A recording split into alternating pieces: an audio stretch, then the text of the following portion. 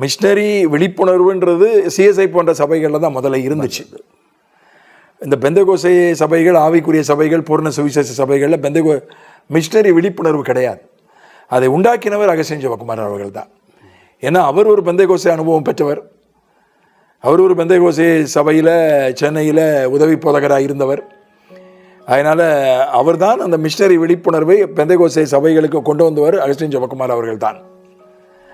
அதனால் அதுக்கப்புறம் அது வந்திருக்கு. அவங்க தலைமையில் இருக்கிறவர்கள் அதை ஏற்றுக்கொண்டிருக்கிறார்கள். பெந்தகோசை சபை, பெந்தகோசை சினாடு கூட, பெந்தகோசை சினாடிலும் நான் இருக்கிறேன், அதிலே நான் இருக்கிறேன். அதில் ஒரு மிஷினரிக்காக ஒரு பிரிவு இருக்கிறது.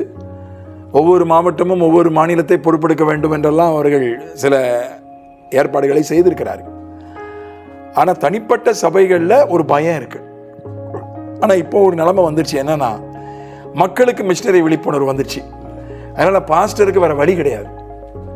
பாஸ்டர் மிஷினரி பணிக்கு தடை போட்டால் மக்கள் சபையை விட்டு போயிடுவாங்க. அதனால் பாஸ்டர் வேறு வழி இல்லாமல், உண்மையிலேயே விழிப்புணர்வு உள்ள பாஸ்டர்களும் இருக்காங்க. விழிப்புணர்வு இல்லாத, மிஷினரி பணி மீது ஈடுபாடு இல்லாத, மிஷினரி பணியை கண்டு பயப்படுகிற பாஸ்டர்கள் கூட வேறு வழி இல்லாமல் ஜனங்களோடு ஒத்து போயிடுறாங்க.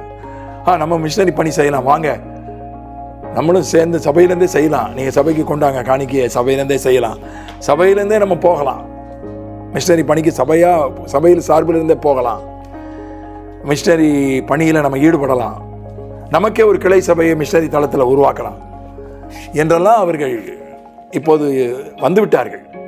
அவர்கள் இணங்கி வந்துவிட்டார்கள்.